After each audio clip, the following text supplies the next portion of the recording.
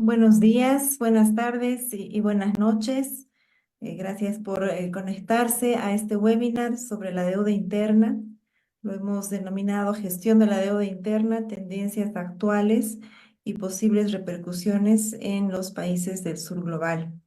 Y es que se ha dado un crecimiento de la deuda pública interna, sobre todo en las últimas 2 décadas en los países del sur. Muchos están más familiarizados, sobre todo con la deuda interna y la crisis y las crisis que la deuda externa ha desencadenado, sobre todo en América Latina también. Sin embargo, una mirada a la deuda pública total nos puede dar más elementos para tener un análisis completo sobre la situación real del endeudamiento y sus riesgos en nuestros países.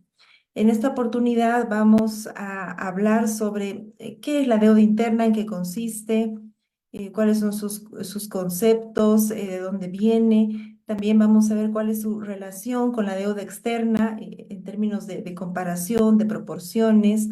Vamos a conversar también sobre cuál es cómo sería parte de los análisis de sostenibilidad de la deuda, cómo es actualmente, cómo debería ser, qué experiencias hay. Y vamos a conversar también sobre casos emblemáticos que han puesto a la deuda interna, que si bien en las últimas 2 décadas principalmente viene creciendo, vamos a hablar de 2 casos que son el caso de Argentina y el caso de Sri Lanka, que han puesto el tema en la agenda inclusive de organismos financieros internacionales y de analistas en general. Finalmente, esta es una oportunidad también para que la TINAD pueda presentar su más reciente reporte sobre deuda que hace un análisis específico sobre la situación de la deuda interna en América Latina. Entonces, les recuerdo que tenemos traducción español-inglés en la parte inferior de sus pantallas. Pueden seleccionar el idioma de su preferencia. Vamos a tener un formato de webinar con presentaciones realizadas por cada uno de nuestros 4 panelistas y posteriormente tendremos un espacio para preguntas. Sin más preámbulo, voy a presentar a nuestros panelistas y comienzo por presentarme yo. Para quienes no me conocen, soy Patricia Miranda, soy la directora de Incidencia Global y coordinadora de Nueva Arquitectura Financiera en la TINDAD. Y nuevamente sean todas y todos bienvenidos. Tenemos un panel con especialistas y expertos que nos van a llevar nos van a conducir en este webinar sobre todos estos temas relacionados a la deuda interna. Vamos a contar con la presencia de Daniela Verdeja. Daniela es analista de deuda en Nueva Arquitectura Financiera en la TINDAD y también es responsable del Atlas de Vulnerabilidades para América Latina y el Caribe, que ustedes pueden encontrar en la página web de la TINDAD. Daniela se especializa en la investigación y sobre desarrollo económico y políticas de financiamiento y deuda, también realizando vínculos con género y austeridad. Vamos a contar también con Maya Kolodenko. Maya tiene una amplia experiencia en relaciones financieras internacionales y en distintos foros y organismos multilaterales de crédito. Maya ha sido jefa de la Unidad de Asuntos Internacionales del Ministerio de Economía de Argentina y ha representado a Argentina en el G20 en distintos roles y funciones. Actualmente es directora de iniciativas globales en Suramericana Visión. Tenemos también el gusto de contar con Aylan Kadirgamar. Aylan es profesor titular del Departamento de Sociología de la Universidad de Jaffna en Sri Lanka y tiene una experiencia en investigación en temas de cambio agrario, cooperativas, alternativas económicas y en general sobre la economía política de Sri Lanka. Bienvenido, Aylan. Y finalmente tenemos a Matthew Martin. Matthew es director de Development Finance International. Lleva más de 20 años asesorando a países en desarrollo, organizaciones internacionales y donantes en materia de financiación del desarrollo y deuda. Muchas gracias a los cuatro por estar aquí. Tenemos un panel brillante y sin más preámbulo vamos a dar inicio a las presentaciones para empezar a tener más insumos, más contenidos sobre la situación de la deuda interna. Voy a comenzar invitando a Daniela Verdeja de Latindad. Daniela nos va a presentar este reporte que estamos lanzando desde Latindad sobre deuda interna. Daniela, ¿cuáles han sido las principales dinámicas que encuentras, los principales hallazgos en este reporte? Y también nos gustaría que nos puedas mencionar si el endeudamiento interno es una mejor alternativa o no para financiar nuestros presupuestos, los presupuestos nacionales en nuestros países. ¿Qué consideraciones son importantes en términos del manejo y la gestión de la deuda interna? ¿Y cuál es la posición que podrías compartir desde sociedad civil respecto a este tema? Gracias, Daniela. Adelante, por favor.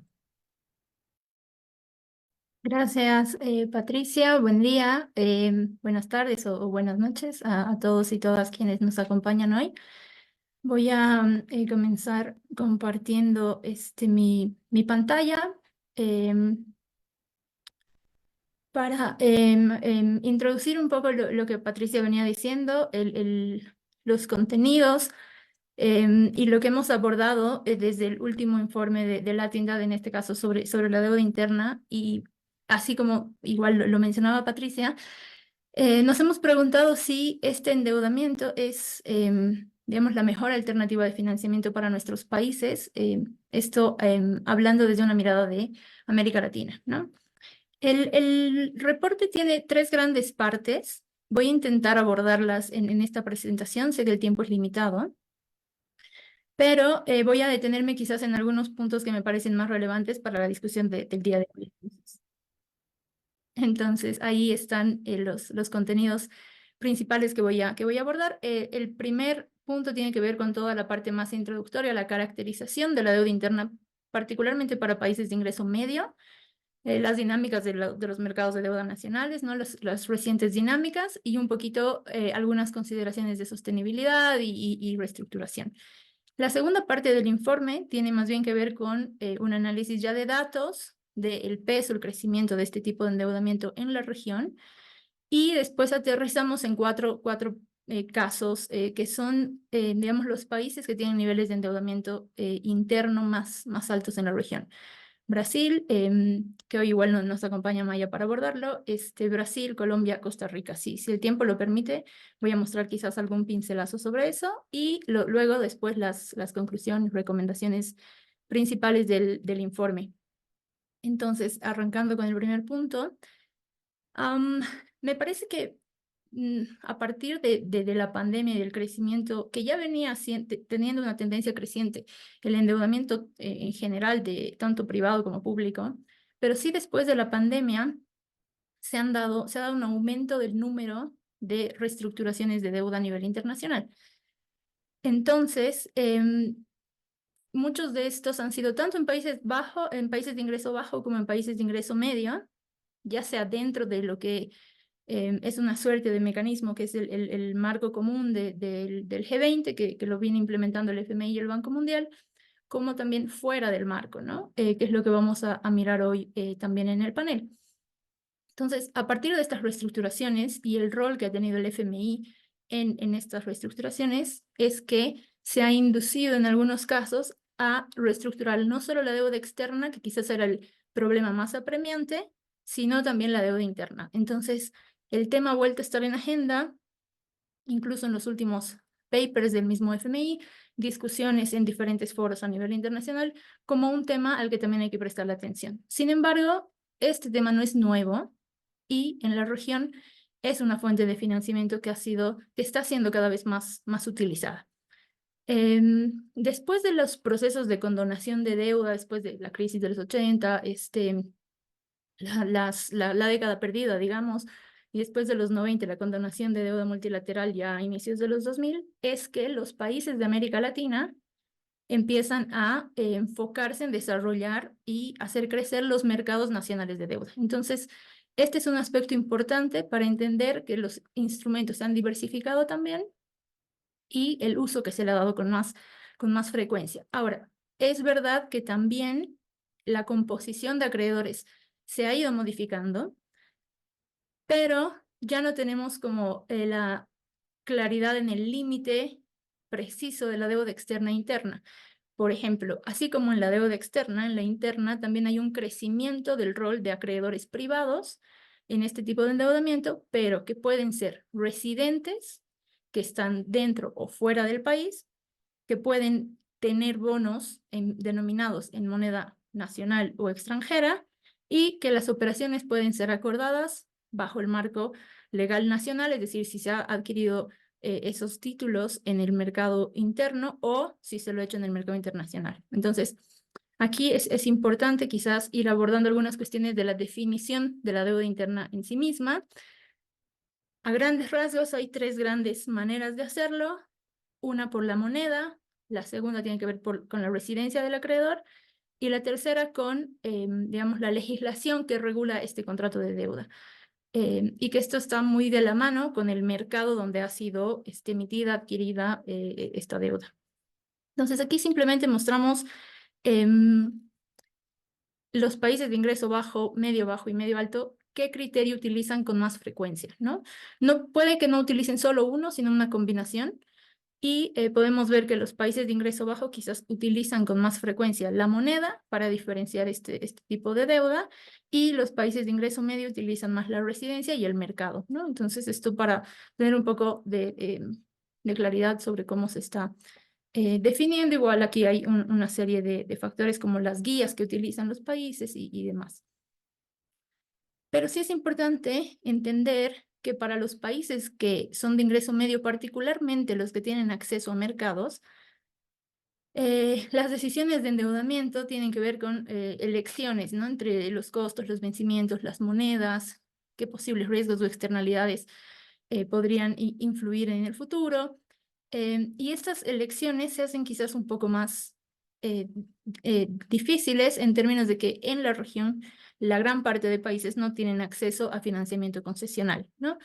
Entonces, en la literatura, los principales, digamos, trade-offs o estas dicotomías que le hemos llamado en español o disyuntivas en cuanto a las decisiones de política de endeudamiento, están el trade-off entre la moneda y el costo, es decir, emitir en moneda nacional suele implicar mayores tasas de interés, emitir en moneda nacional suele implicar menores plazos de vencimiento y quizás lo que es un poco más relevante para lo que hemos tocado en el documento es el trade-off entre riesgo y costo, ¿no? Entonces, emitir deuda bajo la legislación y jurisdicción de cortes nacionales es más seguro para los estados que emiten esta deuda, pero como está, digamos, verificado en la evidencia y en la literatura, suele ser más costoso emitir esta deuda, ¿no? Entonces ahí quizás el manejo y la gestión de la deuda tiene que mirar también estos factores. Para clarificar quizás un poquito este punto del costo y riesgo, cuando uno mira la composición de la deuda pública total eh, y la divide en interna y externa, la interna representa el 49% y la externa el 51%, entonces es casi un 50-50. Pero cuando uno hace la misma relación para el servicio de la deuda, casi 2/3 de la proporción se refieren a la deuda interna, del servicio de la deuda interna, y 1/3 a la deuda interna. Entonces ahí vemos que aunque la relación es 50-50, el peso que tienen los presupuestos en los ingresos de la deuda interna es mucho más alto, ¿no? Entonces, en el documento tratamos de abordar algunos aspectos de las dinámicas actuales de los mercados de deuda nacional, que voy a mostrar enseguida un pequeño gráfico, pero sí que ha habido un crecimiento de la emisión de deuda en moneda nacional. Entonces, quizás aquí puedo rescatar, ya mencioné todos los riesgos, pero sí algunos aspectos que pueden ser positivos. Por ejemplo, es una alternativa para el financiamiento público, que es considerado más seguro y a su vez esto creo que tiene una connotación especial para los países de la región que, como decía, no tienen acceso a financiamiento concesional. Y el otro aspecto tiene que ver con contextos de shocks, de crisis, como fue, por ejemplo, la pandemia, en los cuales, situaciones en las cuales los estados, al tener un mercado, digamos, de moneda nacional más desarrollado, pueden al final recaer en ese tipo de financiamiento para responder de manera más rápida, más efectiva ante estas crisis, ¿no?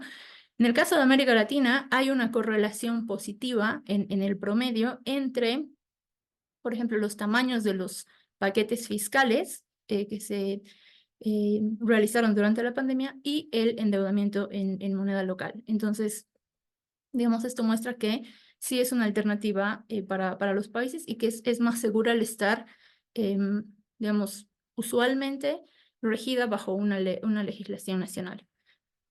Este es el gráfico que les comentaba.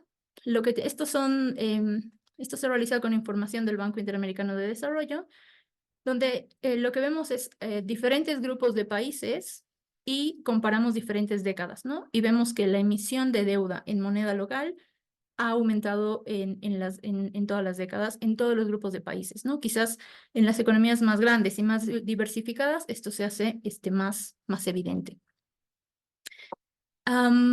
Ahora pasando al tema de las consideraciones de sostenibilidad que abordamos en el documento, no voy a ahondar mucho porque lo vamos a abordar a lo largo del panel, pero sí me parece importante resaltar tres aspectos. El primero es el FMI, que digamos es quien realiza estos análisis de sostenibilidad de la deuda, que son más generalmente usados, no sé, aceptados como una guía en términos de políticas fiscales y de endeudamiento. Tiene dos grandes marcos, estos están explicados en el reporte, un marco para los países de ingreso bajo y un marco para los países con acceso a mercados.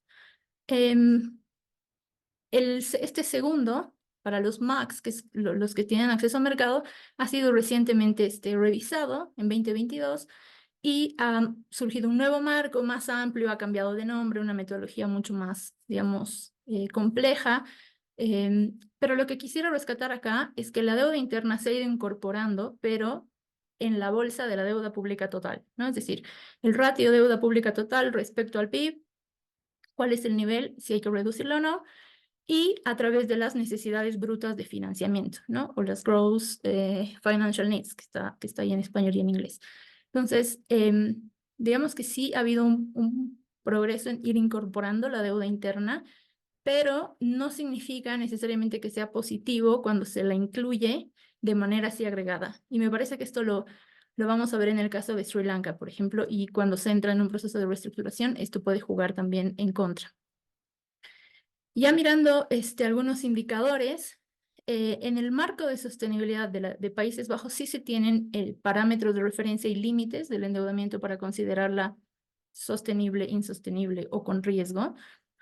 En el caso de los países con acceso al mercado no hay un único indicador, ¿no? Sino hay una serie de pruebas y de modelos que se realizan para determinar cuál es el riesgo. Pero además es importante rescatar que hay otros indicadores y otros criterios que también se utilizan o se han utilizado en la región. Uno de ellos es en la etapa de la condonación de deuda para países pobres muy endeudados, se utilizaban muchos ratios de deuda total, ¿no? Entonces incluía la interna. Pero hay un trabajo de Johnson en el 2001 que hace el cálculo mirando solo endeudamiento interno después de estos procesos de condonación y calcula un rango entre el 20 y el 25% del PIB para considerar la deuda interna como insostenible. Después, la Comunidad Andina de Naciones, a través de los programas de acciones de convergencia, establece también un ratio del 50% del PIB, pero para la deuda pública total. Entonces, quizás todavía no hay esa desagregación de la deuda interna que nos parece es interesante y necesario hacerlo, y consideramos que en estos análisis de sostenibilidad debería incorporarse la deuda interna, pero digamos de manera diferenciada con sus propios indicadores y parámetros, porque su tratamiento y su gestión difiere mucho de la gestión de la deuda externa. Como les decía, quizás esto lo vamos a clarificar un poco con el caso de de Sri Lanka. Ahora bien, estos análisis son el instrumento clave para, digamos, los procesos de reestructuración, las definiciones de cuánto se debe reducir la deuda y las políticas, digamos, subsecuentes a estos procesos, ¿no? Entonces, quizás aquí lo que puedo rescatar es los dos últimos puntos. Sé que ya me quedan pocos minutos, pero sí que la deuda interna puede ser reestructurada de manera independiente y manejada de manera soberana, pero los efectos de esta reestructuración van a depender de la composición de acreedores, ¿no? Es decir, quiénes tienen en sus manos la deuda interna de este país, ¿no? Si son entidades financieras, por ejemplo, si son inversores extranjeros, que se ha dado un incremento de este tipo de acreedores en la región, o por ejemplo, si son fondos de pensiones, ¿no? Que al final quizás los efectos van a repercutir sobre los jubilados. Entonces, ahí las repercusiones dependen mucho de la composición de acreedores. Pero sí es cierto que, como mencionaba digamos, en las reestructuraciones más recientes, ha habido un rol importante del FMI eh, que ha, de alguna manera, empujado a que la reestructuración de la deuda sea de la deuda pública total, es decir, que incorpore la deuda interna. Pero no significa que la deuda interna haya requerido un tratamiento o una reestructuración necesariamente. Entonces, quizás por eso es que en los análisis de sostenibilidad de la deuda pensamos que el tratamiento se le tiene que dar de manera diferenciada, ¿no? Entonces, una vez más, me parece que por eso Sri Lanka es un caso emblemático, tal vez lo vamos a tocar también cuando miremos el caso de este país. Y bueno, obviamente, entre otros puntos está el rol del FMI en políticas de austeridad, que me parece todos conocemos. Dado que me queda poco tiempo, simplemente quiero mostrar dos gráficos generales de la región y pasar a los puntos de cierre. En estos dos gráficos lo que queremos mostrar es, por una parte, en el gráfico de la izquierda, el crecimiento de la deuda pública interna, ¿no?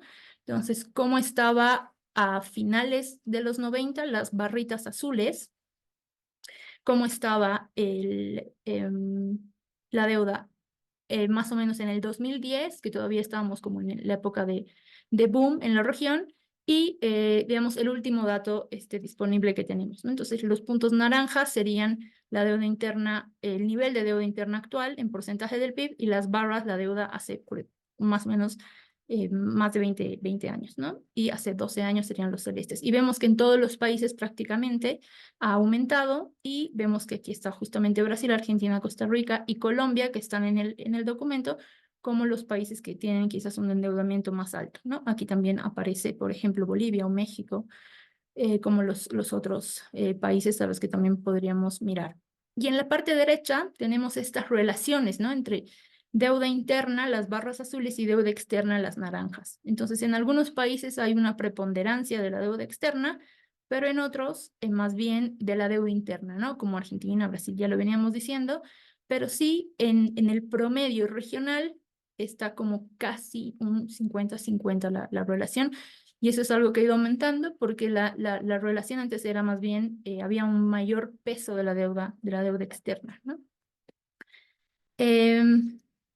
Y lo que ya había comentado al inicio, el peso tiende a ser mucho más alto para la deuda interna porque también implica mayores costos, ¿no? Entonces, las barras naranjas casi en todos los países son mucho más, digamos, dominantes que las azules.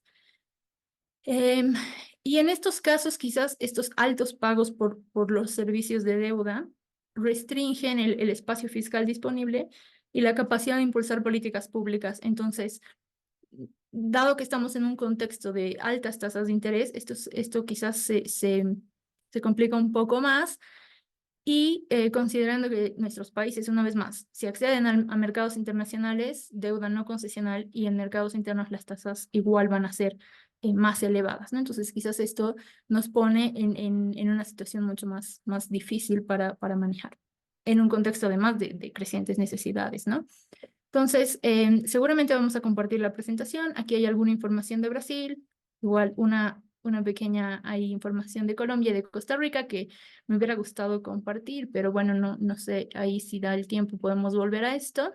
Y voy a pasar a los mensajes claves que he rescatado 4 del documento. En el documento quizás pueden encontrar algunos otros puntos adicionales.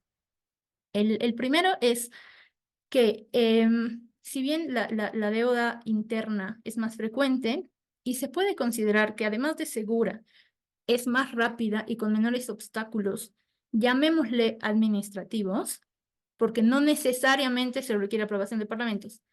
En algunos países sí, pero también hay que tener en cuenta que conlleva algunos riesgos en las condiciones de costos y menor tiempo de repago, ¿no? Entonces, ahí tenemos como algunos aspectos positivos, pero también considerando algunos riesgos.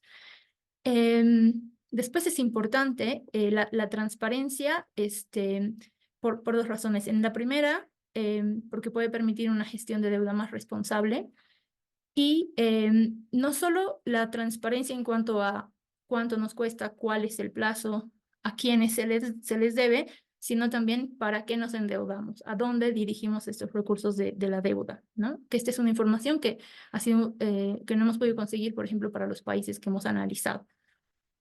Y la segunda razón tiene que ver con esta demanda de incorporar la deuda interna de manera clara y diferenciada, pero no significa que necesariamente tenga que ser incorporado en los marcos del FMI, que sería muy bueno que se incorpore, pero también los propios países pueden hacer estos análisis y por eso también es importante aumentar la transparencia y la calidad de datos, ¿no?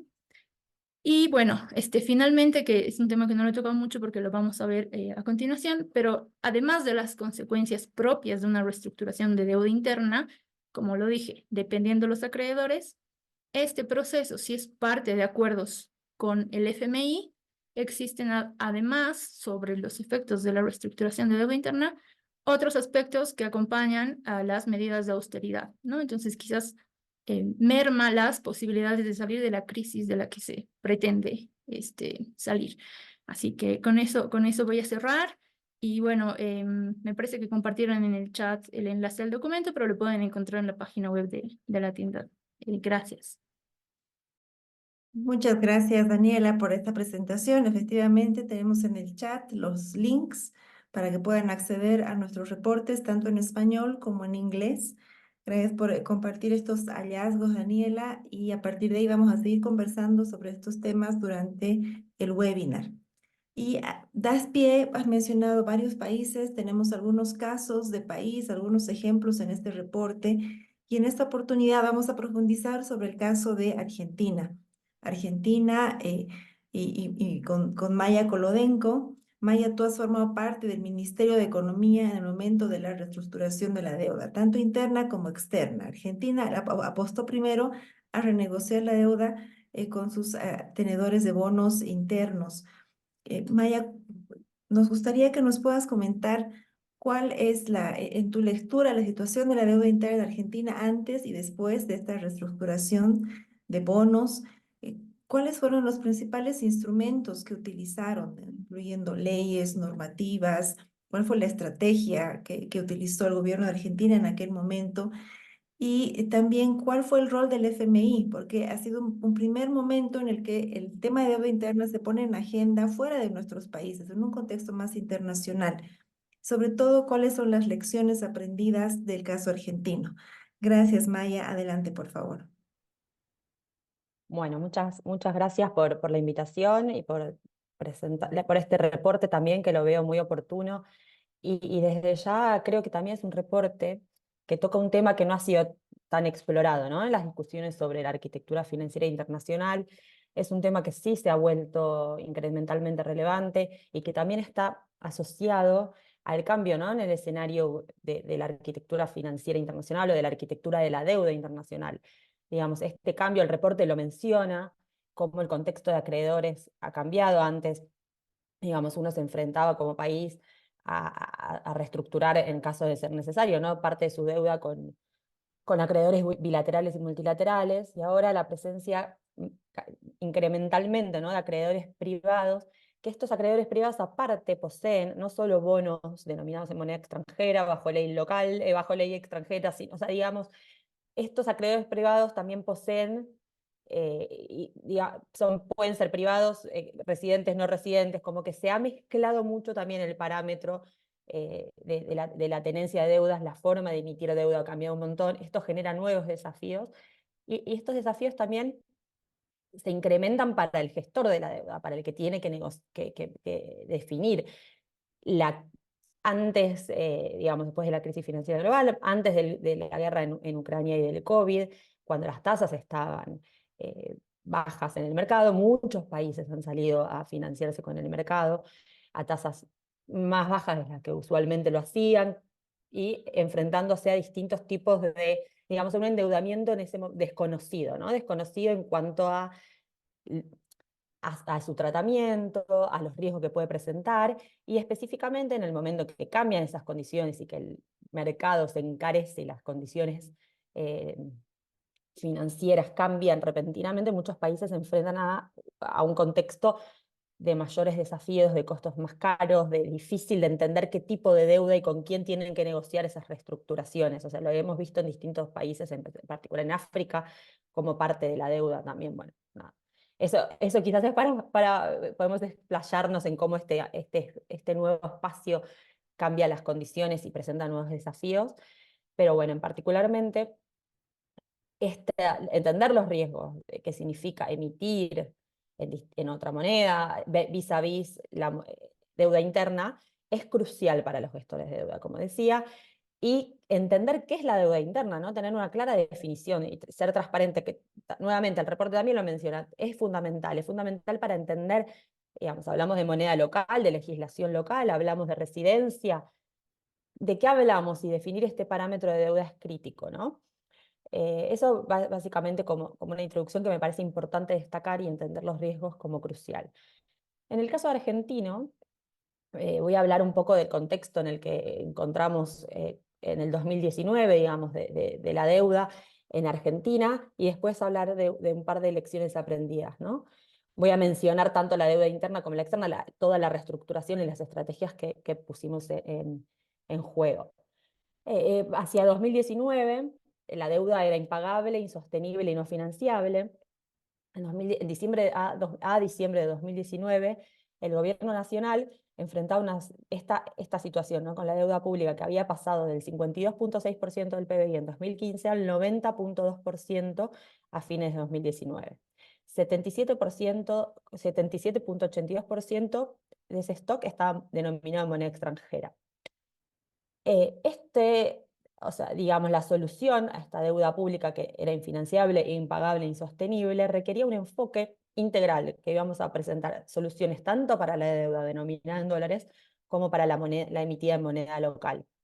Entonces ampliamos y realizamos una estrategia simultánea que digamos, dirigía a atacar o enfrentar todos estos lados, o sea, ambos lados del problema, la deuda interna y la externa. Y obviamente cabe destacar, ¿no?, que estas negociaciones fueron realizadas en circunstancias adversas en el medio del COVID. O sea, esto fue el diagnóstico inicial que comenté fue diciembre de 2019, ya para marzo 2020 nos enfrentábamos a el peor momento de la pandemia con negociaciones que debían hacerse por Zoom en lugar de hacerse de forma presencial. Argentina presentó una secuencia única que, como bien mencionaba al principio Patricia, nosotros empezamos por digamos, no es que fue única caprichosa, sino que tenía que ver con el perfil de vencimientos, con el tipo de deuda. Se empezó a reestructurar, la negociación de la reestructuración de la deuda comenzó con la deuda con el sector privado, en dólares emitidas bajo ley local y extranjera, pero Argentina decidió que ese iba a ser el parámetro de la deuda, digamos, con el sector privado a ser reestructurada. Hablo de la moneda, incluso la emitida bajo ley local, la ley local y la ley extranjera. Luego negociamos con el FMI por el fallido Standby Agreement, que fue el más grande de la historia del Fondo A, de esos 44.000 millones que se habían solicitado en 2018, y finalmente con el Club de París. Los tres objetivos principales que el gobierno tenía era restaurar la sostenibilidad, minimizar litigios, o sea, la litigiosidad en esta reestructuración, y también fortalecer el mercado de capitales doméstico. Argentina hizo también una cuestión, también pedimos al FMI, nosotros no empezamos digamos, con el FMI no es que reestructuras la deuda, sino que se rearma el esquema de vencimientos, después pedimos otro programa, o sea, que se canceló el stand-by y se pidió en reemplazo un acuerdo de facilidades extendidas, pero previamente se solicitó, y esto es algo que también está bueno que se sepa y que es algo que el FMI realizó en conjunto a pedido del gobierno, el gobierno realizó su propio análisis de sostenibilidad de deuda, y asimismo el FMI realizó uno por fuera del programa para el país. Y ese fue como un ancla también que sirvió para la negociación con los acreedores privados. O sea, que el FMI también haya digamos, declarado que la deuda en ese contexto argentina era no sostenible con alta probabilidad. Entonces, también en este proceso se inició un proceso de recuperación del mercado de deuda en pesos, porque bueno, el gobierno anterior había reperfilado, había hecho una medida sin precedentes, digamos, de defaultear la moneda, la deuda de moneda local es algo bastante polémico, por decirlo de alguna manera. Entonces el gobierno, cuando iniciamos en el 2019, empezamos con un proceso de recuperación del mercado de deuda en pesos, para suavizar la curva. También trabajamos muy fuertemente con parte de los instrumentos que utilizamos con el Congreso y con distintos actores. Esto es un tema muy importante, creo, para una sólida, sano proceso de reestructuración de deuda.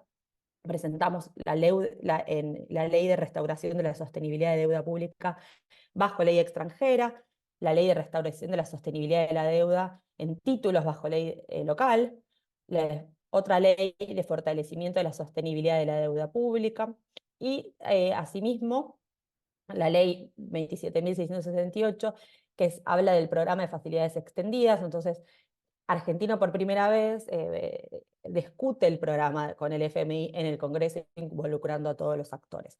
Cabe aclarar también que todo este proceso y todas, obviamente, las leyes y todas las medidas que se iban adoptando en los comunicados fueron subidos a la página web del Ministerio de Economía para garantizar plena transparencia. Breve también un comentario acá sobre el caso de la deuda interna en Argentina. Para el país, contemplaba la deuda interna como aquella emitida bajo leyes nacionales argentinas, tanto en moneda nacional extranjera, ¿no? Entonces, en el proceso, como dije anteriormente, de reestructuración, Argentina definió este perímetro que se iba a reestructurar de parte de la deuda bajo leyes argentinas, pero estaba en moneda extranjera, en dólares, en moneda extranjera. Esto para reducir el riesgo cambiario. Eh, y obviamente acompañando y reconstruyendo el mercado de capitales doméstico. Un tema importante es que Argentina fue, tal como decía el reporte, la deuda interna argentina fue creciendo notablemente del año 2000, obviamente porque Argentina también en ese momento había atravesado un periodo de reestructuración de deuda en 2003, y luego la deuda interna para Argentina resulta una alta y muy importante fuente de financiamiento, dado que tuvimos por mucho tiempo limitado el acceso al mercado de capitales externo. Entonces, la deuda interna en ese contexto, trabajando, digamos, el Banco Central, administradores de fondos de pensiones en Argentina han sido actores clave en, digamos, construir este mercado, pero también en el incremento de la deuda en pesos. Algunos desafíos que presenta la deuda interna argentina, que también hay que tener en cuenta cuando es en dólares sobre todo, su elevada exposición al riesgo cambiario, porque bueno, mucha parte de esta deuda interna estaba emitida en dólares, es una alta concentración de vencimientos en el corto plazo, entonces genera necesidad, o sea, alta presión a las finanzas públicas en su refinanciación, costos financieros elevados, porque enfrentamos altas tasas de interés para colocar los bonos. Entonces estos desafíos hay que tenerlos en cuenta también y manejarlos entre los riesgos, los costos de los desafíos, digamos.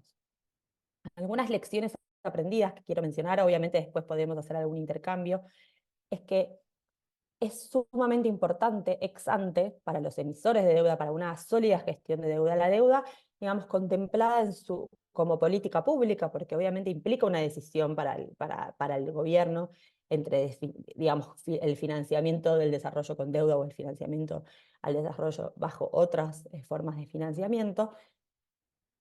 si se define y se decide utilizar la deuda, es muy importante entender las implicancias, ¿no? De emitir deuda en moneda doméstica bajo ley local o en moneda externa, en ley extranjera, o incluso, digamos, no es trivial eventualmente tener deuda bajo ley local versus extranjera o la moneda en la que se emite la deuda y las tasas de interés. Digamos, estos inherentes riesgos que existen es muy importante entenderlos para una sólida gestión de deuda porque incluso puede llegar a evitar reestructuraciones desordenadas en un futuro.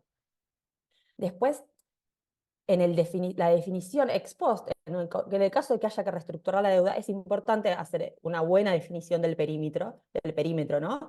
De qué deuda se va a reestructurar y cómo, por qué Argentina, digamos, trata la deuda en pesos de manera diferente, porque también se entiende cuáles son los actores que poseen esa deuda también. Entonces, que son actores en el caso argentino, la tenencia de la deuda en moneda local, esta deuda interna está muy asociada con la actividad económica. Entonces, también ese tipo de reestructuraciones puede afectar a la actividad económica, entonces definir cuáles son los actores que están involucrados y el perímetro de esa deuda reestructurar y analizar un tratamiento acorde es muy, muy importante. Otra lección aprendida del caso argentino es que involucrar a todos los actores es muy importante también. Es importante entender que el Congreso tiene un rol que jugar, distintos sectores políticos del sector privado, pero las leyes establecidas y definidas en el Congreso permiten dar legitimidad a la reestructuración que se lleva a cabo.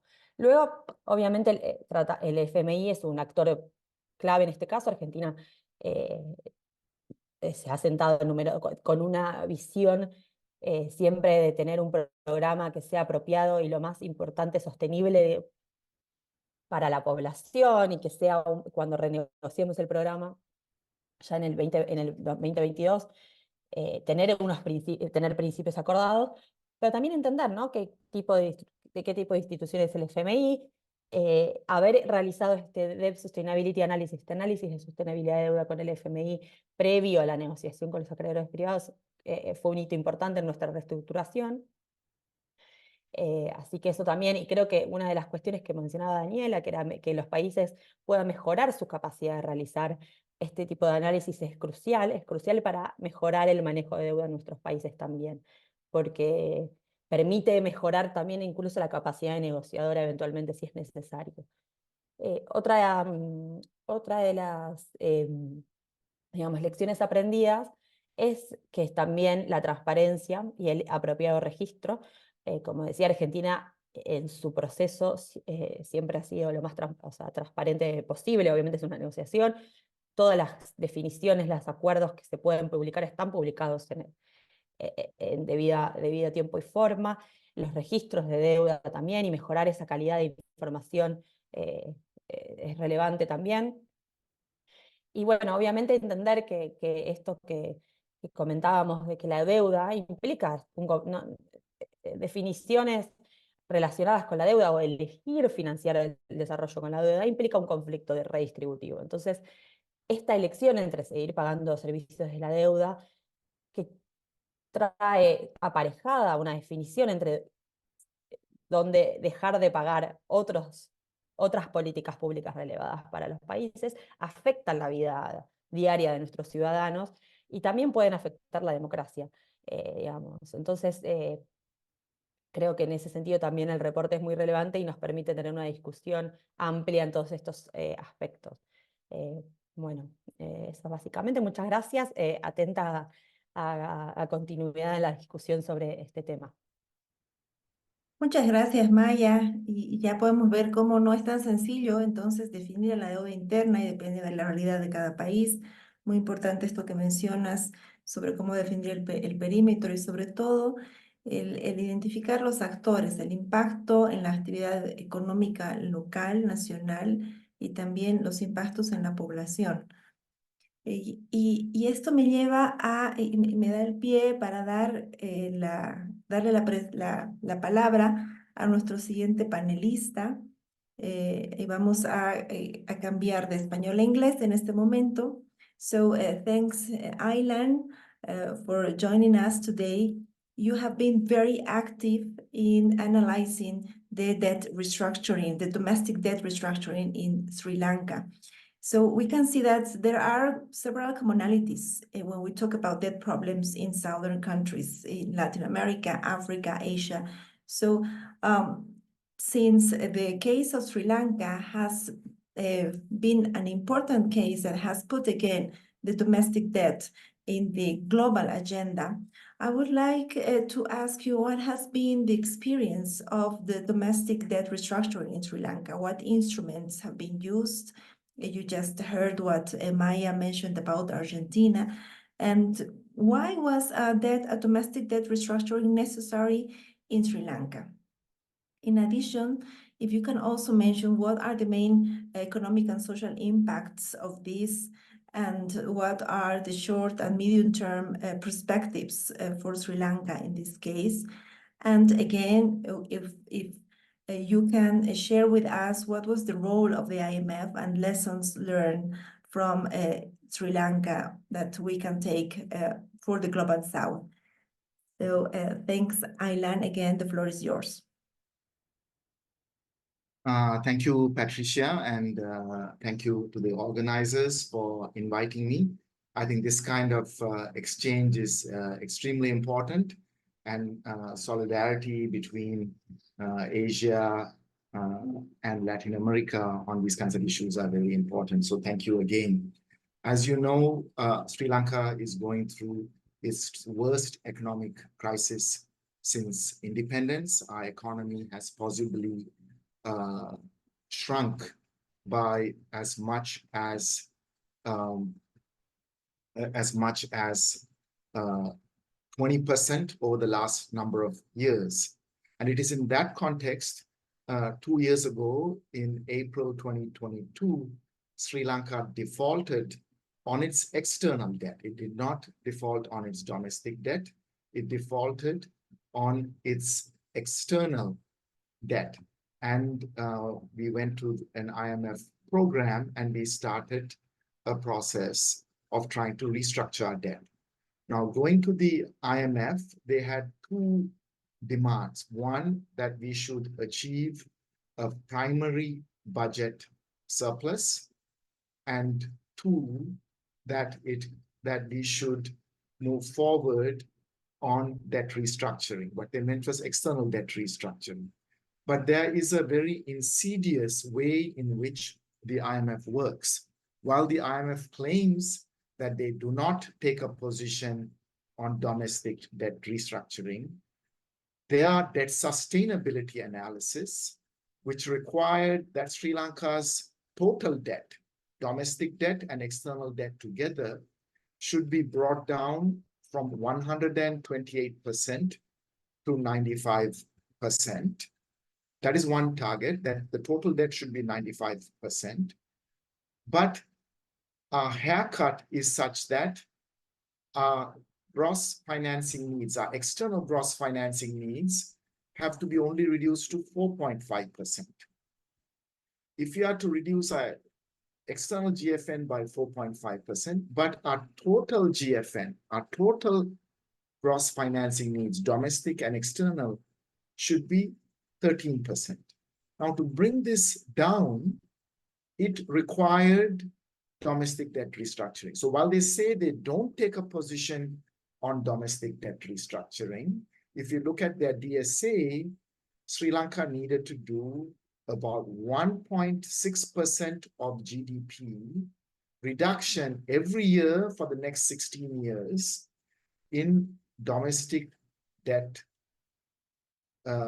restructuring. In other words, every year a reduction of 1.6% of GDP in domestic debt GFN, right? So we were forced into domestic debt restructuring. That is what is there in the IMF's DSA. So it is very insidious. On the one hand, they say they don't take a position on domestic debt restructuring, but their debt sustainability analysis and the way in which they created the GFN meant that Sri Lanka had to go through domestic debt restructuring. The second part to the reason why this was pushed through is that Sri Lanka's external bondholders put pressure saying that they want Sri Lanka to go through domestic debt restructuring.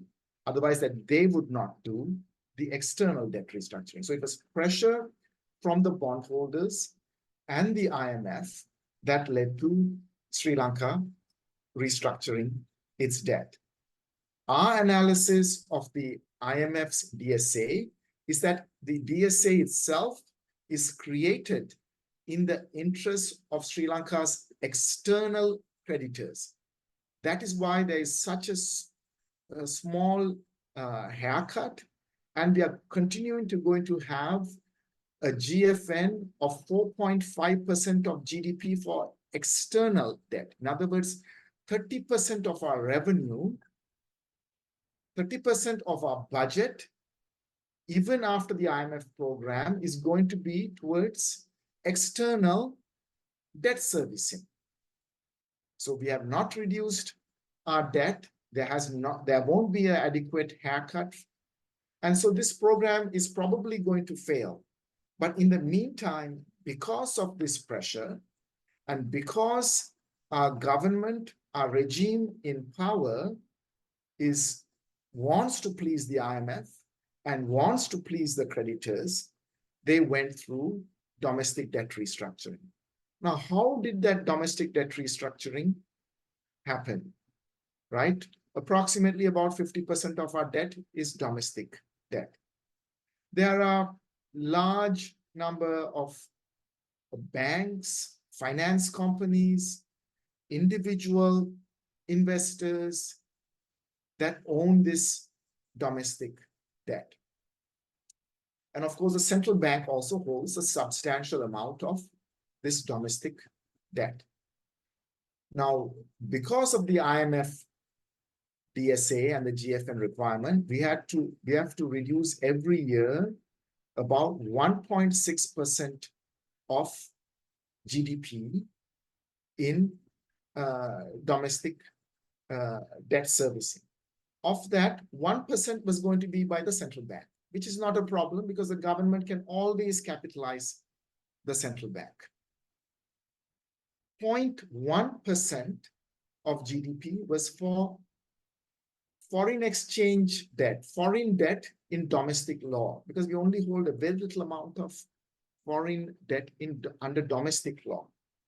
And they said, okay, if you're going to restructure external debt in foreign currency debt, this is also a demand of the bondholders, external bondholders. So it's 0.1% is there. They did not touch the banks. They did not touch the finance companies. They did not even touch the big individual investors in domestic debt. What they did was they decided to go after the retirement funds, because in Sri Lanka, all formal sector workers, even formal sector workers who earn below poverty level wages, have to compulsorily contribute towards retirement funds, so that when they retire, they have an employee provident fund.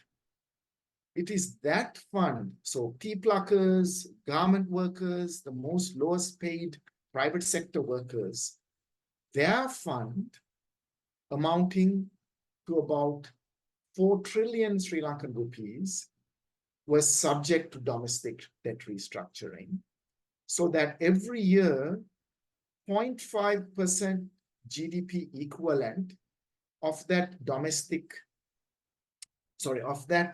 retirement fund was going to be reduced every year for 16 years, 0.5% equivalent of GDP.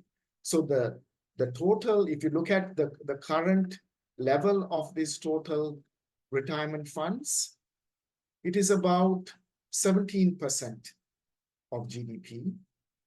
So in 16 years, that is going to come to about, it is going to reduce about 8% of GDP. So it's going to come down to 9% of GDP. In other words, according to my calculations, the retirement funds are going to reduce by about 47%. So the opportunity cost to the workers, if a worker is going to be working for the next 16 years, if they didn't go through domestic debt restructuring, versus when they go through domestic debt restructuring, their retirement fund is going to be 47% less. And these are the most hardest working people in the country who earn the wealth of this country, whereas the wealthy people will not even suffer 1 rupee through this domestic debt restructuring. So this is an extremely unjust process. So this is what people are going through. And keep in mind, if you look at the retirement funds, in 2022, around the time we defaulted, the Sri Lankan rupee devalued from 200 rupees to $1 to 360 rupees to $1. So already the real value of these retirement funds, if you look at it in dollar terms, had declined by anywhere from 40 to 30%. So this is DDR on top of the impact of this inflationary reduction in the retirement funds, right? So they're being slammed twice to make these retirement funds almost worthless. So why is this happening, right? And I think this is the other really insidious way in which IMF programs work, because they are bringing about austerity, right? Already real wages of people who are working now are down 40% because of the high inflation that came with the devaluation of the rupee. Then their future earnings are also coming down. Government subsidies have been completely cut. Market pricing of energy, market pricing of all kinds of inputs for agriculture. So all of this has also had a tremendous impact of affecting the working people. And on top of that, this domestic debt restructuring. And all of this means that suddenly the rupee is strengthening. I told you that the rupee had devalued to 360 rupees to $1. Now it's back to 290 rupees to $1. Why are they doing that? So that Sri Lanka can repay its creditors. So it makes it much more creditor friendly. All of this process is towards repaying Sri Lanka's external creditors. So I will end with, what should the Sri Lankan people do now? Sri Lanka is looking at an election in a few months, our presidential election, parliamentary elections next year. The way in which this domestic debt restructuring happened is that the central bank proposed this domestic debt restructuring proposal. These retirement funds were managed by the monetary board of the central bank. So the central bank proposes, the monetary board of the central bank accepts, who's the custodian of these retirement funds. They're supposed to think in the best interest of the retirement fund. So the government proposes and the government implements it against the working people. So now we need to have elections. We need to change the government. We need to make sure we refinance these retirement funds of the losses. So every year, this 0.5% of GDP worth that has already been cut has to be refinanced by the government. And that should be the election demand. And that is what we are starting to talk to the trade unions, to be able to redo the damage that the IMF, the external bondholders who are really predatory, and a complicit Sri Lankan elite and the government have carried through. Thank you. Thank you so much, Ahilan, for that comprehensive presentation.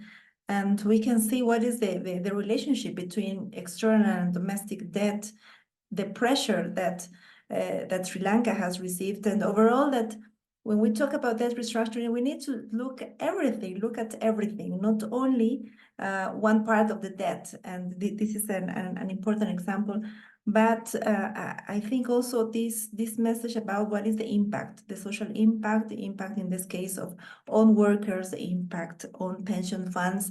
And this has a commonality because several countries in Latin America as well have a strong relationship between domestic debt and pension funds.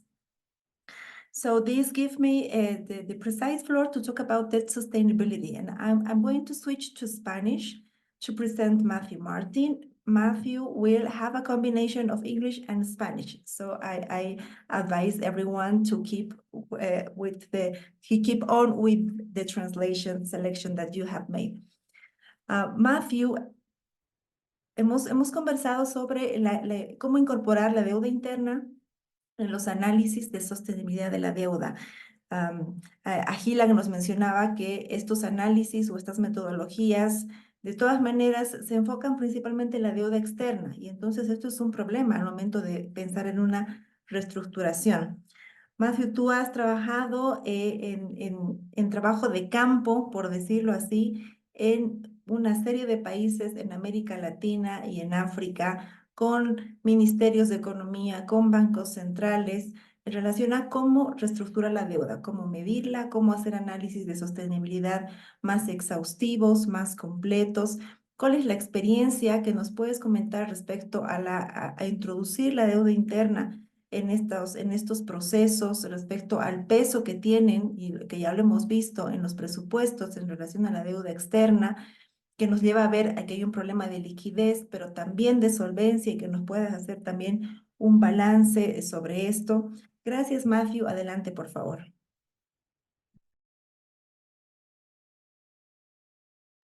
Matthew, we can't hear you. Not yet. There we go. Now I'm there. Yes, as you said, Patty, I'm going to do 2 languages because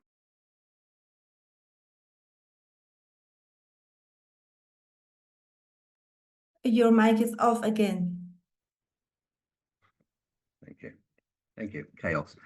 I'm going to present in 2 languages because my spoken Spanish is less good than my written Spanish, as Patty has experienced for many years in our long working relationship. And so I thought it would be easier to show the presentation in Spanish, which I'll do right now.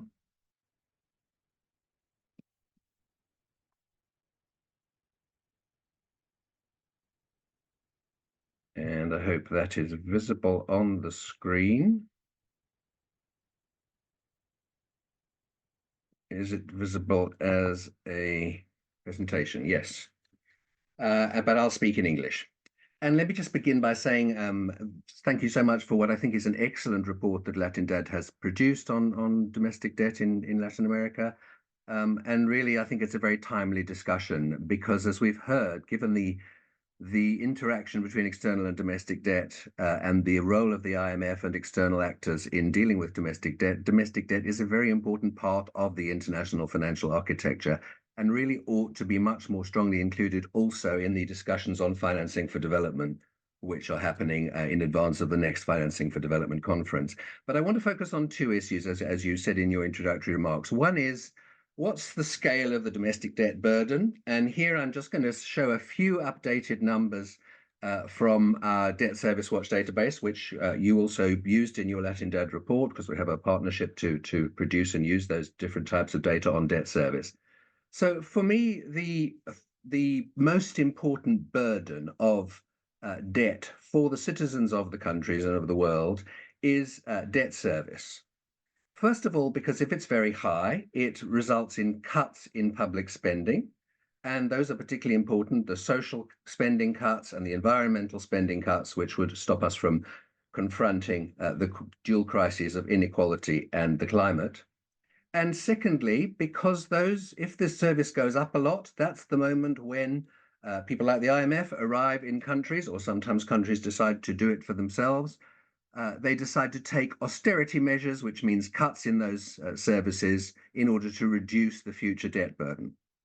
So we felt about a year ago that it was really important to produce a new database in cooperation with Latindad and a whole global network of civil society called Debt Service Watch, which includes, for the first time anywhere in the world, the domestic and external debt service at that stage it was 2023 for 144 countries of the global south, or as, and speaking as someone who comes from South Africa, we are increasingly calling ourselves the global majority because we represent the majority of the world's citizens. And that database was used in the LatinDad report. And I just want to say thank you for the team. I think some of them are on this call, notably David Waddock, who put those data together, and Maria Holloway as well. So what we've recently done, and the only reason I'm showing the numbers, is that we've recently prepared the numbers for 2024, which will be published in September. So just to show you a few very quick examples, this ratio of service to debt service to budget revenue has not changed a lot. In this graph, I'm showing that essentially it's more than 15% of revenue in 27 countries in Latin America and the Caribbean, and it's more than 20% in 20 of them, and the average regional level is 33%, so it's very high. And then within that, for the domestic versus external service, I've split the countries in Latin America into two groups, the if you like, mainland Latin America ones and the Caribbean. And as Daniela already said, the service is much higher on domestic debt because of high interest rates. And in 11 of 16 Latin American mainland countries, the service of internal debt is more than half the total debt service. You can see the red part of the graph. And in the Caribbean, it's roughly the same. It's 8 of 14 countries in the Caribbean, slightly lower proportion, but still a very important part of the debt burden. We also have been looking a bit at the other regions of the world, in case you just think this is a problem confined to Latin America, and how this matches the different types of social spending and so on. And effectively, in Latin America and the Caribbean, not only is it absorbing a high proportion of budget revenue, but it's also absorbing about 30% of the budget spending going into debt service. And that's 1.5 times the spending on education, 1.7 times the spending on health, and more than twice as much as is being spent on social protection. And that means that essentially the domestic debt service is about 20% of total spending in the budget. And if you look at the indicators for Latin America and the Caribbean and compare them with the averages of other countries in the global south, the burden for Latin America is either roughly the same or even higher. It's higher in Latin America than probably all the other regions in the world, except for Africa, where it's still higher. And in 2024, with the latest numbers we've got, we see roughly the same level. In other words, there's been no reduction as part of the recovery post-COVID, if there is such a thing. And also we see forecasts going through to 2030, which show that this high level of debt service will continue throughout the period of the SDGs and Agenda 2030. So that's just to show that how heavy the burden is of domestic debt service on countries. What can we do about it? So I think there are, first of all, as people have already said in previous presentations, you really need to look at the context of each country. But there are some common lessons that we can learn across the world. And as Patty said, we've spent the last 30 years working with countries in Asia, Africa, and Latin America to restructure their domestic debt where necessary. We worked with the Nicaraguans back in the days of HIPC to do that. And it's important to note that domestic debt includes lots of different types of instruments. I think these were mentioned before, but I'm thinking here of short-term debt, which is short-term we would call treasury bills in an English-speaking system, which are used for monetary control or for filling temporary fiscal gaps.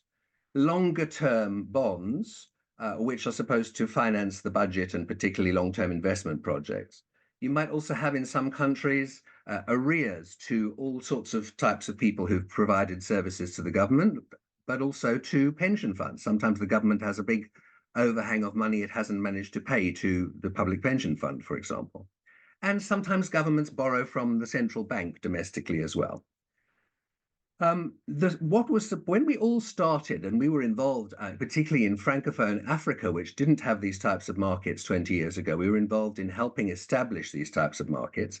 We all learned that in theory, the best practice of using domestic debt is to use the short-term debt only on a temporary basis to finance temporary gaps, treasury gaps, if you like, cash flow gaps in the budget. And you shouldn't be depending on that short-term debt for any serious amount of budget financing beyond the end of each financial year. Then the second part was to use the long-term debt to finance longer-term investments, so projects that were very important in the budget that would have a big return, and where you could say, we're going to spend this money on projects which justify the cost of issuing that long-term debt. And thirdly, to avoid arrears and avoid taking overdrafts from the central bank. For various reasons, that's not seen as a very good idea. Now, the problem has been since then that on the side of the governments who are doing the borrowing, they have had very high financing needs, particularly since we all set ambitious goals for the SDGs and for national development plans. And at the same time, they have had a real lack of any type of financing, of external financing, which comes with reasonable costs. And I'm not even talking there about the risks, which people mentioned before, of devaluation and so on. So in this situation, they've had to turn to domestic debt. But at the same time, you've also had the main creditors of the domestic debt being the financial sector. And what's happened is, because the government has such high needs, it pays high interest rates to make sure that people buy the domestic debt, and the financial sector becomes very dependent on the profits it's making from domestic debt and stops investing in the real economy. Some would say it probably wouldn't have anyway, but we can have that separate debate later. And also, the other main investors have been pension funds, which in many cases have been either, how can I put it, financialized or privatized. In other words, they're there to make a profit, and therefore they want to also look at short-term profit more than long-term investment. And so you need to see this in the context of the bigger financialization of the global economy and the way that we've transformed public goods into financialized private sector goods. And what this combination of these two factors has done is to create very distorted markets with very high interest rates. And we shouldn't forget, for those of us, and in our organization at DFI, the other half of our organization works on inequality issues. We care a lot about inequality within countries. We shouldn't forget that most of the creditors, particularly the financial institutions and individuals who buy domestic debt, are relatively rich in the countries. And they are getting a very high return from interest rates, which are quite often very far above inflation. Whereas, on the other hand, when it comes to cutting the spending as a result of the high domestic debt burden, it is the poorest people in the country who suffer if those cuts are of the social spending. So, in a sense, this whole structure is exacerbating inequality in countries. So, what can we do in that context? Well, first of all, as has already been referred to several times, we must include the service of domestic debt in the analyses of debt sustainability. We've just finished a report for Friedrich Ebert Stiftung and Jubilee USA, which looks at this. And it's already done in the LIC DSF, the Debt Sustainability Framework for Low-Income Countries, which applies to 70 countries in the world. But it's not done for the DSF for Market Accessing Countries, MACs, which is used in virtually all of the Latin American countries these days. And it really must be included. Now, the other thing that we think is really important is that we need to really emphasize and underline the needs for spending more on the SDGs and the objectives in countries' national development plans. Particularly post-COVID, it looks like we're going to miss those by miles. So it's very important that we make the maximum effort to reach them. And therefore, we think it's important that we should be monitoring the ratios between the debt service and social spending and environmental spending, which will together confront the crises of inequality, the climate crisis, and also the biodiversity crisis, which we see in terms of deforestation so much in Latin America and in terms of the blue economy in the Caribbean. And the one thing that occurs to us that could be done, which has been done with quite a lot of success across the world, is actually not to issue instruments of domestic debt with floating market-determined interest rates, but issue them with fixed interest rates above inflation, so that people aren't losing money, but only by about 1 or 2%, and if necessary, guarantees of regional or international institutions to bring down the interest rates. And this has worked very successfully in lots of countries, Ethiopia, Rwanda, and so on, without causing what some people would call financial repression and messing up the financial system more. Then what can we do for the countries which are already in crisis? Well, it's very important to analyze the impact of the domestic debt restructuring on increasing fiscal space for spending more on the SDGs. We already heard from Sri Lanka and from Argentina how complicated this is and how you need to really take account of the context of the different instruments and creditors. In some countries, it's possible to refinance the existing domestic debt burden by replacing it with bonds which have lower interest rates, as I just discussed in the previous slide, to reduce the service. But in others, there will have to be a reduction of domestic debt with the same types of mechanisms used for external debt. And as I said, you need to look very carefully through the different instruments and creditors and the impact on not just the economy, but the society. So yes, it is absolutely clear that in many countries there will need to be either less reduction or total exclusion of public pension funds. And maybe the central bank can provide more reduction. Often the central bank is in quite a good financial position and can actually afford to replace whatever debt is owed to it with what they call a zero interest perpetual bond, which basically means you never need to repay anything, which goes in its accounts to show that it has a good set of assets, but it doesn't need to be repaid.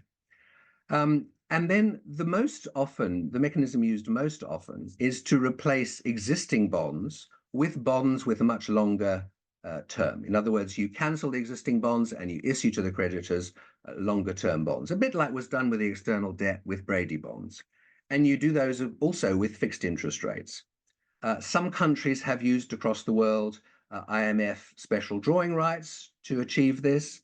Some countries have used in revenues that they're getting from privatizations, and some countries have used sort of external budget support aid for this type of financing these type of operations. And there are many examples across lots of continents, from Cape Verde, from Indonesia, from Nicaragua, most recently from Ghana, where they've done restructuring very successfully. In Ghana's case, for example, they had a much lower percentage reduction for the pension funds. And this has worked very successfully and has not just avoided problems for the domestic financial markets, but actually reinforced them. Because very like the external creditors, when you improve the sustainability of your debt by giving it a profile which is more repayable, everybody is happier about the future sustainability of your debt in your country. So overall conclusions, finally, I think it's very important that we, as was signaled in Daniela's presentation as well, to say that the debt crisis is back in Latin America, unfortunately, in a different way. A big crisis, part of this crisis in Latin America and other regions of the global south is internal debt service, domestic debt service. We must take measures to stop there being a crisis in quite a few countries by reducing the cost of the debt. In many more countries, it's probably necessary to have measures which refinance or restructure the domestic debt. And you can see across the world from multiple experiences that this is possible with positive results for the government in terms of fiscal space and positive results for the creditors of domestic debt in the longer term. And I think it's very important to remember that, at least from our perspective at DFI, these measures are essential to be taken so that we can all spend more on fighting the global inequality and environmental crises and making sure that we don't have all the political problems that were referred to in my presentation. Thank you very much. Muchas gracias, Matthew, por llevarnos por todo ese análisis, esas recomendaciones y también las lecciones aprendidas en distintos procesos que se han dado en distintas regiones ya por mucho tiempo. Bueno, he sido una terrible moderadora porque ya nos quedan 4 minutos, entonces y además que las presentaciones estuvieron muy interesantes, así que agradecer a todos los panelistas. No quise cortar ninguna presentación porque nos han compartido información muy importante, muy rica, muy exhaustiva, y creo que nos deja a todos con muchos contenidos para entender mejor la deuda interna y su situación. Tenemos algunas preguntas, entonces yo les pediría unos 5 minutos más de su tiempo para darle 2 minutos a cada panelista para darnos sus comentarios finales. Han escuchado a los demás panelistas y tal vez tienen algunas reacciones y al mismo tiempo de responder las preguntas. Entonces, les voy a dar la palabra a cada uno de los panelistas en el mismo orden. Si alguien todavía quiere escribir su pregunta, yo estoy atenta al chat. Hemos recibido preguntas también porque tenemos transmisión en vivo, hemos recibido preguntas por otros medios. Y la pregunta para Daniela es ¿cuál es la situación de Perú? ¿Por qué no se ve Perú en los datos y en las estadísticas? Pero al mismo tiempo, Daniela, si tienes algún mensaje final desde la posición de sociedad civil respecto a la deuda interna. Gracias, Patricia. Bueno, comenzando con la respuesta a la consulta que nos hace Mario. Cuando nosotros incluimos en el reporte la mirada regional, sí está incluido el dato de Perú, pero no es un caso de estudio dentro del reporte, principalmente porque quizás Perú no tiene un problema apremiante de deuda en este momento. La deuda interna era muy importante en Perú, pero en los últimos años ha tomado un poco más relevancia la deuda externa. Hay que considerar también que Perú tiene reglas fiscales. Una de ellas es limitar el endeudamiento público total al 30% del PIB. Ahora, esto se ha flexibilizado durante la pandemia, han superado por algunos puntos porcentuales este límite, pero, digamos, el compromiso del gobierno para los siguientes 3 a 5 años es retornar al nivel previo. Ahora bien, en los datos de servicio de la deuda, sí es verdad que no está Perú por un tema de comparabilidad de datos, pero justo en un estudio previo que hicimos sobre Perú, tenemos esos datos donde el servicio de la deuda interna sí es igual más alto como en la región, pero no de manera tan significativa como lo había mostrado en los datos del reporte. Más o menos la relación es un 55% del servicio se destina a deuda interna y el 45% a deuda externa, más o menos, en un promedio de los últimos 5 años. Y algo que quería rescatar de Perú y que tal vez puede servirme de cierre porque sé que tengo poquito tiempo, es que en el caso de Perú, y eso lo hemos incluido en el reporte como un apunte, la emisión de deuda interna tiene que ser aprobada por el Congreso y tiene que tener un fin específico. Es decir, que luego se pueda hacer seguimiento a qué uso se le ha dado a esos recursos, ¿no? Entonces, quizás esto puede servir también para mirar si sería posible aplicarlo en los contextos de otros países de la región. Entonces, eso sí me gustaría también resaltar que está en el reporte respecto a Perú y que tiene que ver también con un tema de transparencia que creo que lo hemos mencionado todos y todas las panelistas. Así que cerrar con eso, que me parece que es uno de los temas importantes, no solo de la deuda interna, sino en general de la deuda pública y su manejo, ¿no? Así que, bueno, cierro con eso. Gracias, Daniela. Maya, ¿cuáles son los retos para Argentina en cuanto a la emisión de deuda interna en el actual contexto de alta inflación? Y también tenemos otra pregunta sobre cuáles han sido las principales, así, lo más importante de diferente que se identificó en aquel momento respecto al análisis de sostenibilidad de la deuda que realizó Argentina, que además creo que vale la pena decirlo que tuvo la capacidad de hacer su propio DCD respecto a el original análisis de sostenibilidad del FMI. ¿Cuáles fueron las principales divergencias y tus palabras de cierre? Bueno, muchas gracias por las preguntas. La verdad que muy interesantes todas las presentaciones y el debate. Creo que se ha generado un debate con nada, necesidades de continuidad, digamos, porque hay mucho más para discutir sobre este tema y en especial los desafíos para nuestros países. Creo que ha sido muy útil. Con respecto al tema de la inflación y de la cuestión sobre la emisión de la deuda interna, en realidad obviamente hay que distinguir diferentes procesos, ¿no? Argentina es un país que desde el 2019, que empezamos con el proceso de reestructuración de la deuda, no poseía acceso al mercado de capitales. Había muchos desequilibrios macroeconómicos que resolver. Creo que una de las grandes políticas que llevamos a cabo en el gobierno fue la reconstrucción de un sólido mercado de capitales domésticos, con una curva mucho más adecuada de financiamiento y maturity, en el sentido de poder ir bajando las tasas. O sea, usar el financiamiento en ese contexto para Argentina sí es importante para el desarrollo del país, y tener un sólido mercado de capitales. Obviamente el país contaba con el desafío del financiamiento a través de la política monetaria, que puede ser una de las cuestiones que se debaten sobre la inflación. También es una decisión de política en un contexto, como decía, no solo de que Argentina no poseía acceso al mercado de capitales, sino en un contexto de COVID y la guerra en Ucrania, que también dejaban distintos, digamos, menos fuentes de financiamiento para el país. Con respecto a los de DSA, creo que lo que es importante aquí destacar es la capacidad del país de generar un propio Debt Sustainability Analysis, y el hecho de que el FMI haya llevado a cabo un Debt Sustainability Analysis por fuera del programa. El FMI usualmente realiza los DSA dentro del contexto del artículo 4 o en el contexto de un programa. Para Argentina, realizar, y obviamente fue debatido en conjunto para el acuerdo con los acreedores privados, tener un DSA del FMI por fuera del programa también, digamos, fue parte del proceso importante en la negociación con los acreedores privados, en cuanto que este debate digamos, del recovery value, de cuánto interés se digamos, de los recuperos, porque obviamente los acreedores, muchos te dicen, bueno, vos tenés un programa, voy a ser aquí muy honesta, ¿no?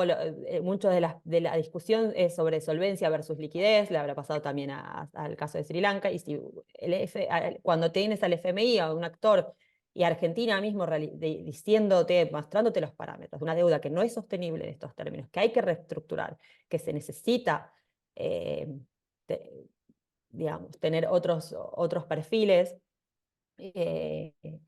ha sido muy importante en nuestras discusiones y negociaciones, y creo que es algo también importante a tener en cuenta por otros países. Tanto al hacerlo por los propios medios y tener la capacidad es muy importante para la gestión de deuda, como también poder entender que el FMI es capaz de hacer un DSA por fuera del programa, como una discusión también para tener un debate importante a discutir.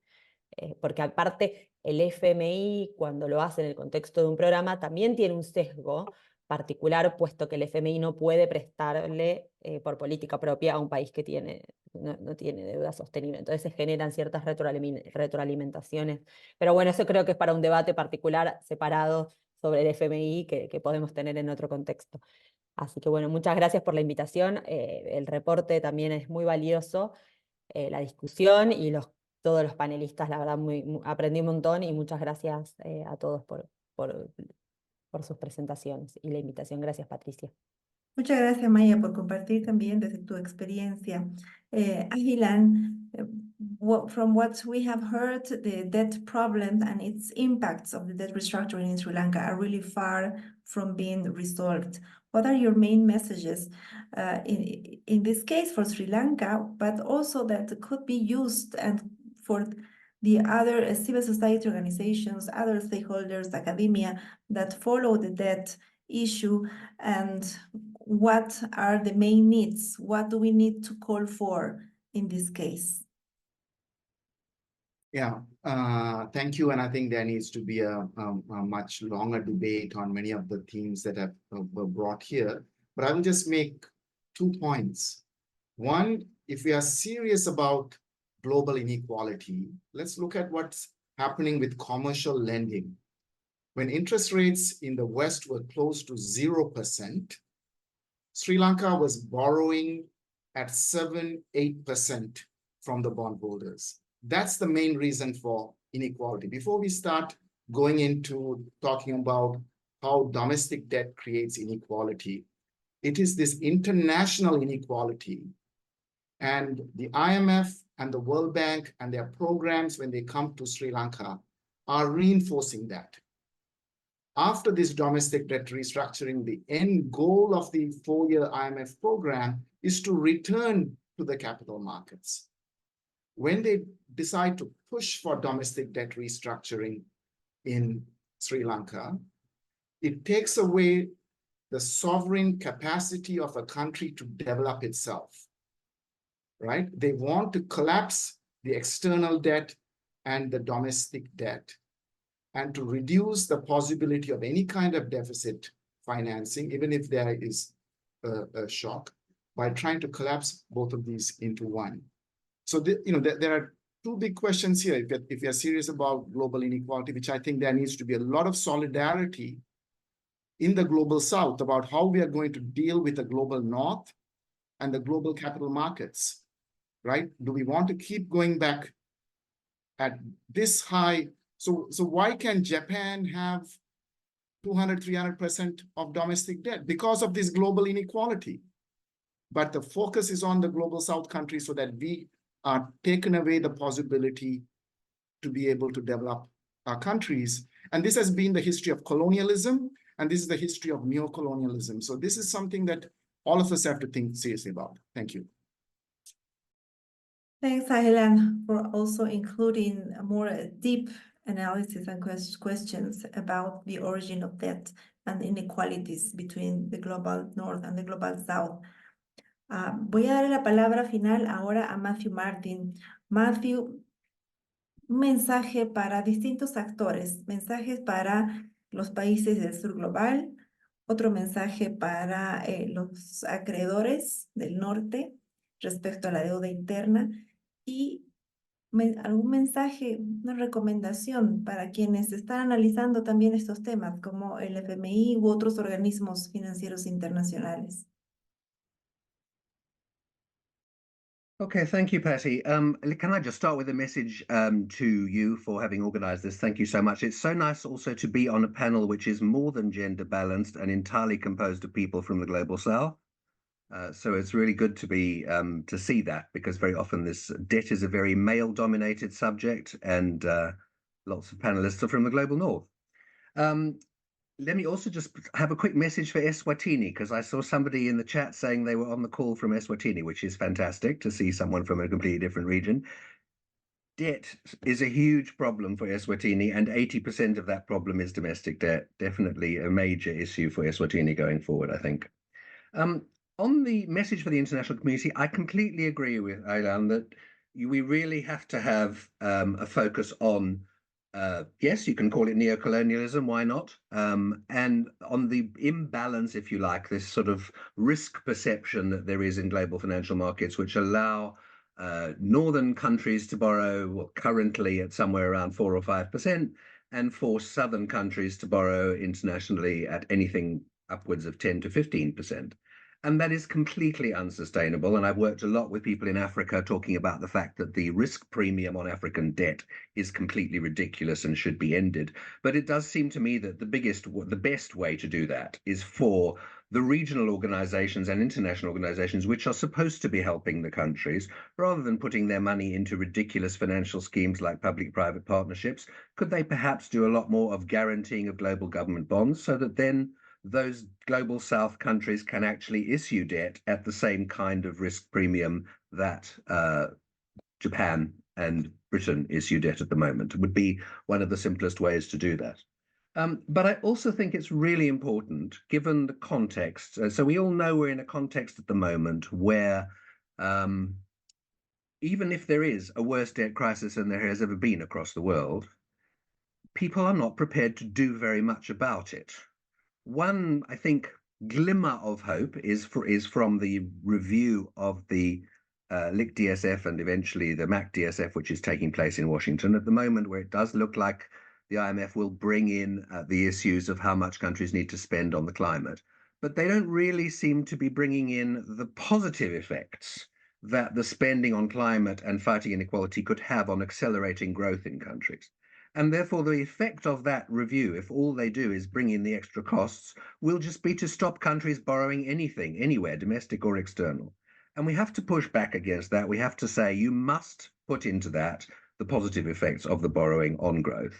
And also that you must put a much more prominent role, as Daniela said, on the service of domestic debt and compared to external debt, and on the total debt service in all your analysis. Because at the moment, Yes, it's included in the numbers, but they tend to ignore it when they make the decision about whether a country's debt is sustainable or not. And then finally, I do think it's really important that the countries do things for themselves. So I don't think the IMF is going to end up with the model of DSAs that we like. And therefore, it's really important that the countries do their own DSAs, as I know you did in Argentina, Maya, and bring in the factors that are really important to them, whether it be, differential treatment for domestic debt or whatever. But also, I do think very important point, which Daniela sort of skipped over in her presentation, there is a fundamental lack of accountability for domestic debt policy in most countries because parliaments just approve a ceiling for the total domestic debt borrowing. They don't really think at all about the cost of that, the interest rates, the maturities, and so on. And I think it's really important as we go forward that there's a massive effort across the world to build accountability of governments for what they are doing on domestic debt so that we don't get into the mess in future and so that parliaments and civil society can hold them accountable. Thank you. Muchas gracias, Matthew. Gracias a cada uno de nuestros panelistas, a los participantes también que se han registrado. Nos quedamos con la importancia de incluir a la deuda interna dentro del análisis de la deuda pública total, por qué es importante, cuáles son sus impactos, quiénes son los principales actores y por qué ahora entendemos mejor por qué ahora inclusive la comunidad financiera internacional también está abordando el tema de la deuda interna si queremos resolver el problema de la deuda en su totalidad, desde una mirada más holística. Muchas gracias a cada uno de los panelistas. Creo que nos quedan muchos puntos de discusión que sería interesante poder seguir discutiendo en algún momento, ¿no? Si va a ser parte de los análisis de sostenibilidad de la deuda, cómo va a ser parte de un enfoque más global de renegociación de la deuda bajo una mirada más global, multilateral. Creo que eso nos da pie a seguir conversando, a seguir dialogando. Muchas gracias a todas y a todos. Vamos a compartirles las presentaciones, la grabación, el reporte a sus correos. Un saludo cordial a todas y a todos. Que tengan un buen resto de día.